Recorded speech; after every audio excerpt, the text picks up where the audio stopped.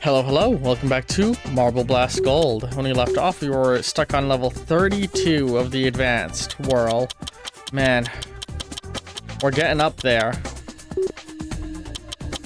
32, 52 to go. So we're in like the last 20, huh?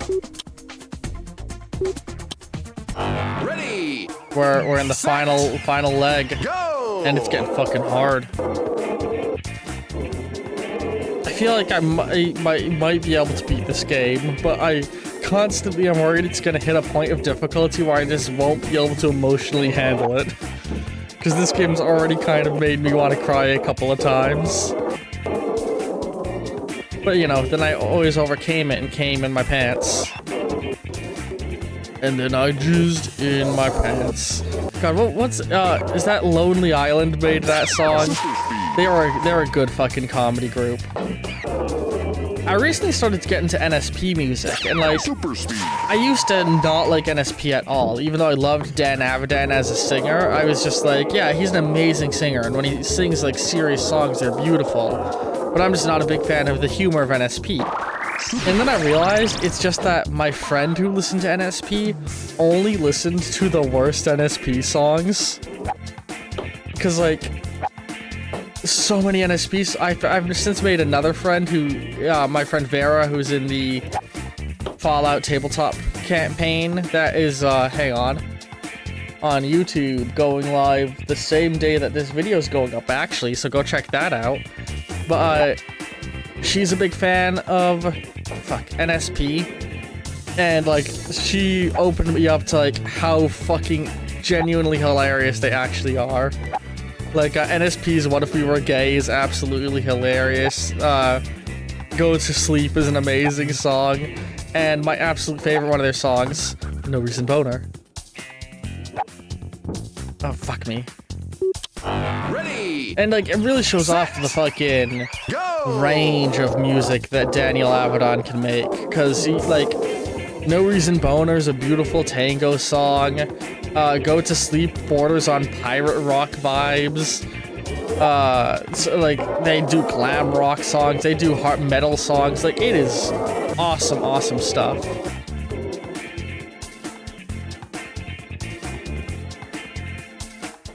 The third to last level. Oh boy.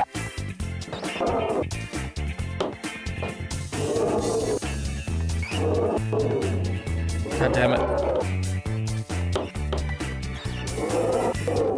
Yeah, it's funny. Due to the nature of this game, it's become like a thing that fills up a large chunk of my stream schedule, because I just do a large number of short streams of it. Like, because like everything else is either a weekly series where I try to only stream about an hour, 1 hour long bursts, so I don't get too far ahead, because then I don't want to take too long of a break between stream sessions. Or Tears of the Kingdom, which I adore so much, I will sit down and do like 2 weeks worth of videos in one sitting. But this game, because it's a daily series and it like has a tendency to frustrate me, I'm just like pretty much every single day playing for about an hour. Although tonight I'm planning on having be a nice long stream where I get a significant amount of backlog of it.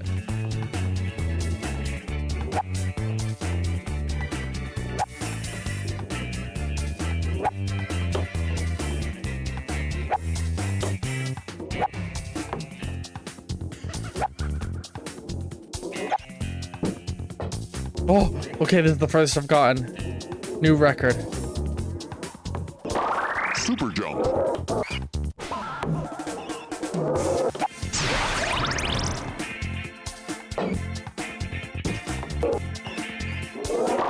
Super jump. Oh my god, yes. Oh, don't fuck this part.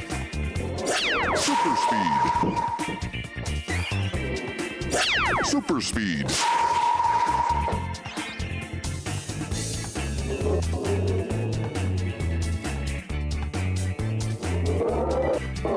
Oh shit. No. Ready. Set. I'm heartbroken. Go! That's the best I've ever done on this level. I feel like I was so close to the end. I want to cry. To go back to a thing I was talking about previously, I keep thinking about making my own game in this style, because I do think it would be a good first game for a solo developer to try and make. And, like, I think I'd go for, like, you know, you are on a chain of islands in a semi-open world environment, and the volcano on the largest island is set to erupt, you know? And so the tutorial island would be your first home island, it'd be the smallest, and you would basically just have to, like, navigate around and get to the end. And I think the whole goal of the game would be collecting golden marbles, and using those to, like, form rituals. And I think it'd be like 4 islands, each one twice the size of the previous island. Or no, sorry. The first one would be twice as big. There'd be a tutorial island that'd be small, and there'd be a first island that's a little small. Or like, I think I'd do a tutorial island that'd be very small, and like about the size of one of the levels in this game, small. And then there'd be a island number 1, which would be a good size. Island 2 would be twice as big as island number 1. Island 3 would be 3 times the size of 1, and the final island, Island 4, would be 4 times the size of Island 1. And there'd be like 100 golden marbles scattered around the map for you to find across all of these islands. And you wouldn't need all 100 to beat the game, you would need like only half of them to actually beat the game. Where like to get off Island 1, you might need like 10, or you might need 5. The tutorial island, you need 1. Island 2, you would need 5. Island 3, you would need 10. You know, like slightly increasing amounts. I'd probably work out the more details than that as I get into actual game development. And it would just be like about openly exploring these environments with the marbles scattered around them, and that would allow for you to like really, you know, do the choose your own difficulty thing. If you don't like doing the obstacle courses and prefer speed levels, then just get all the speed marbles and you'll be fine. Damn it. And like if you focus on getting all of the marbles on the very early islands, you might not even have to do anything on the last island. Tried going for the diagonal method. That's what I was trying to do when I fell down, was the diagonal method. I backed up and I started doing the diagonal, and then I fell off.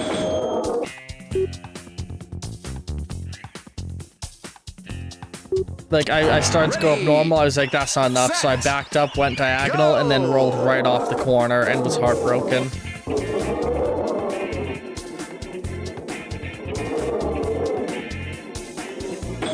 Shit. Ready. Oh my god, this is maddening. Go.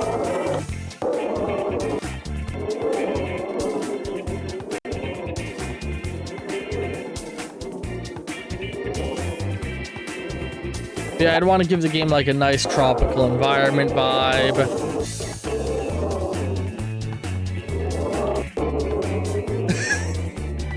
That's a good one.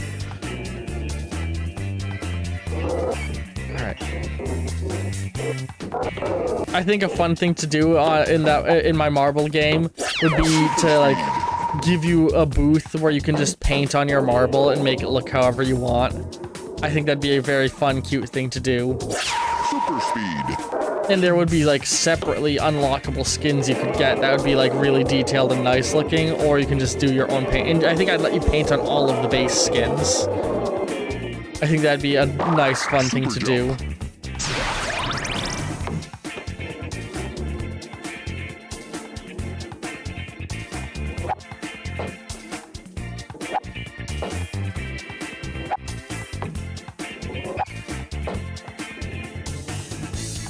Gonna be very quiet for the next few minutes.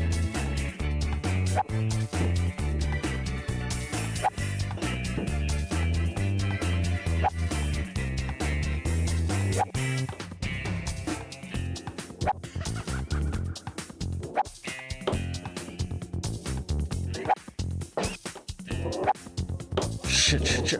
Oh, thought I wasn't gonna get that one. Oh, Fuck me. Ready. That last jump is so unforgiving. Go. I want to cry.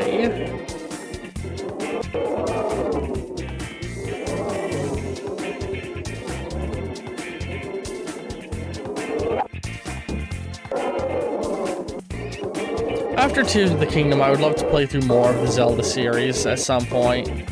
Twilight Princess is the game I find myself wanting to replay. Wind Waker, I find myself wanting to replay, probably doing the HD version. Super speed. Damn it.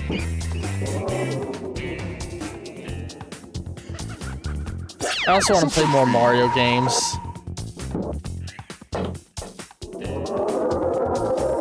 There's a little shield beetle on my screen, the bastard.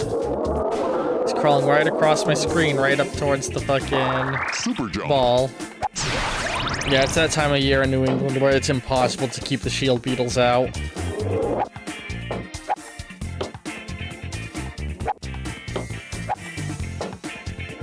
I'm getting very good at that part.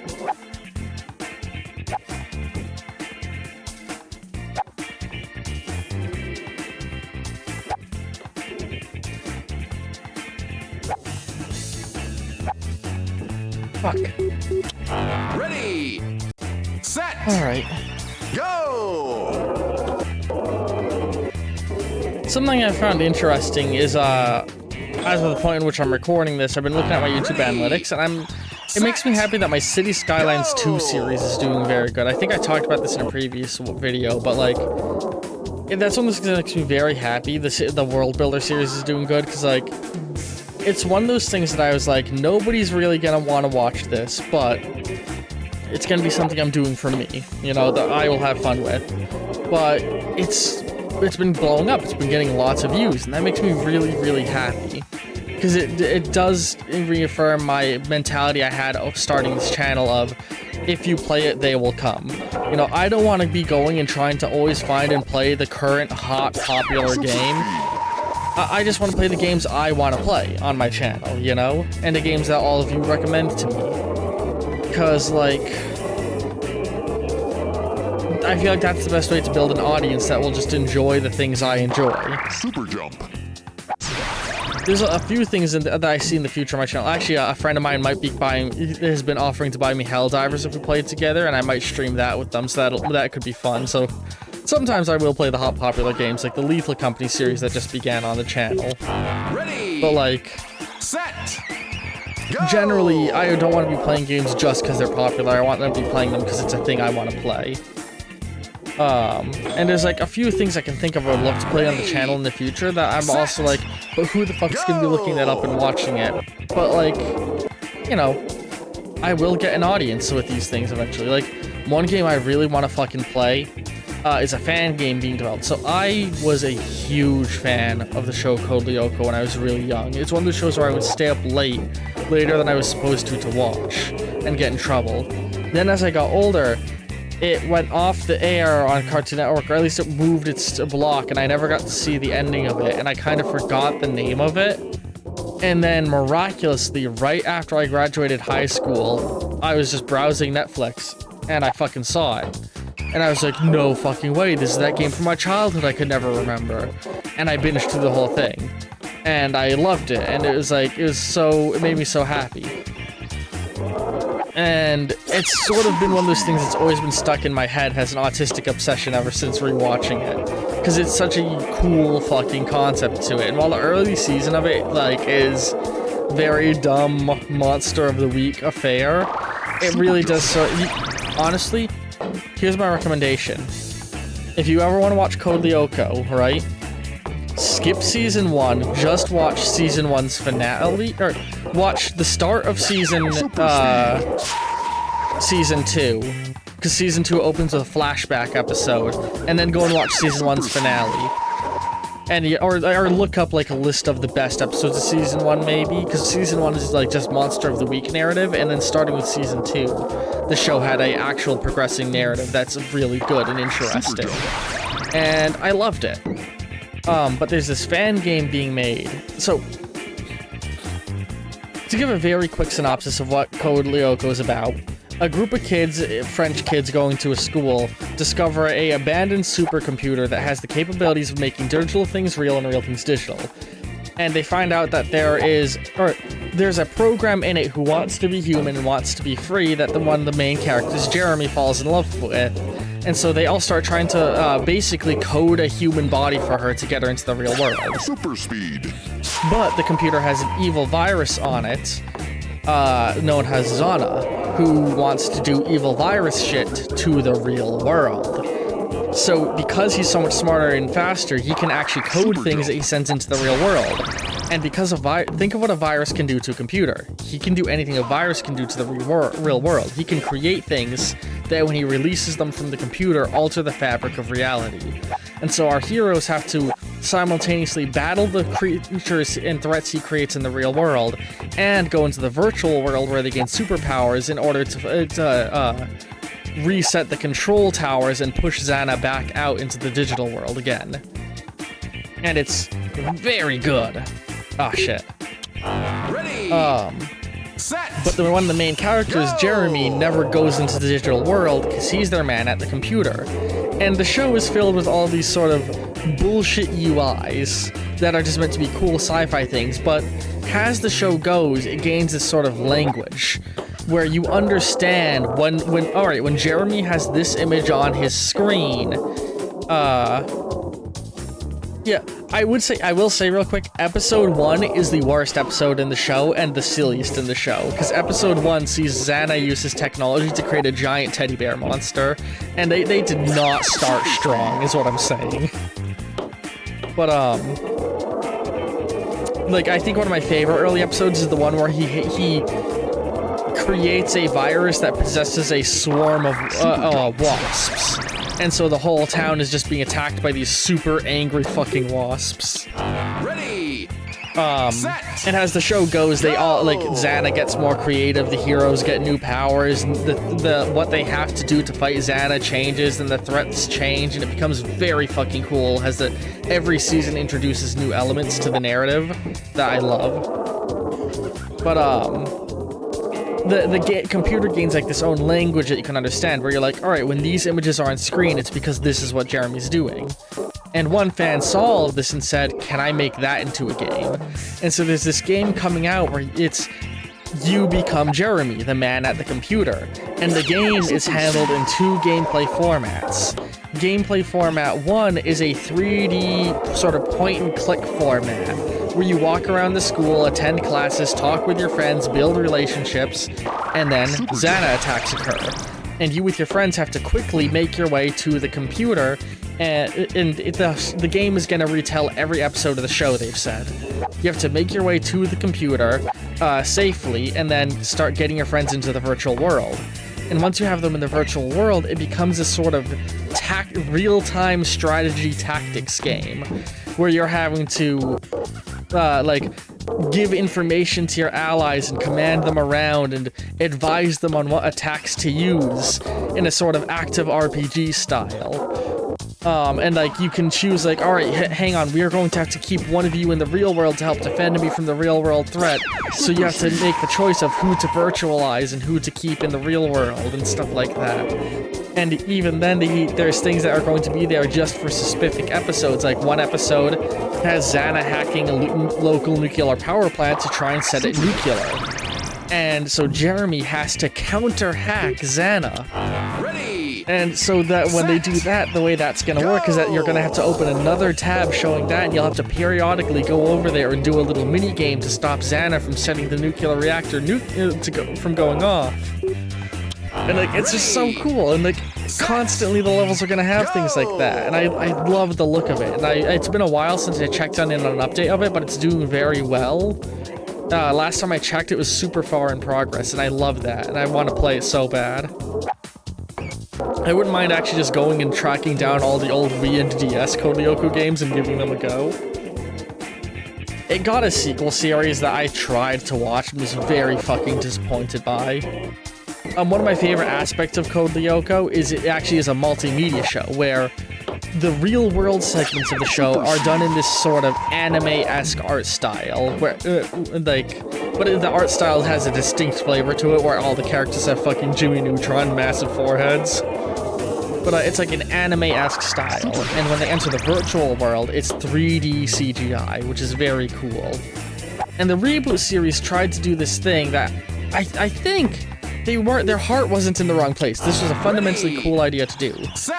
They changed it so that the real world segments were real live actors and the digital world was CGI. And conceptually, that's a really good idea. The problem was, one, when they recreated the digital world, they actually shrunk the world of Lyoko, the computer world, because Lyoko was made up of 4 biomes originally. A forest, a mountain, a desert, and an Arctic region. And in this new show, it's just the Arctic region and the desert, which is very blatant that they picked those because those were the most artistically simple of the worlds, and they didn't want to remake all of them. And the in-law explanation is like, oh, Lyoko's been corrupted and lost some of its data. Very dumb. And like that lack of effort permeates then into the real world segments where now the only attack Xana ever does is shadow clones and possessing people. So rather than having all these cool unique threats week to week, it's just, oh no, a guy is trying to capture us and grab us and pull us away from the computer every single time. And the worst part is the actors are just, they did not cast the cast very fucking well. And honestly, I think they could have saved themselves a lot of the criticism that it received with a simple change. Don't make it the same characters. Say that it's been like, oh, it's 10 years later and the main cast are now adults and Jeremy is a teacher at the academy.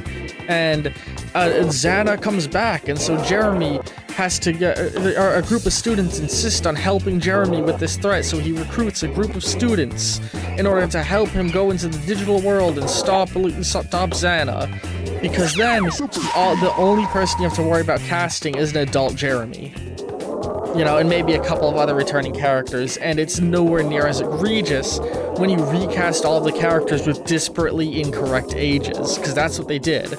Like, they made one of the characters be played by, like, a fucking 9-year-old, which doesn't make sense, because all these people are supposed to be, like, entering high school. And one of the characters is, like, made dramatically older than he was. It's just, it didn't work.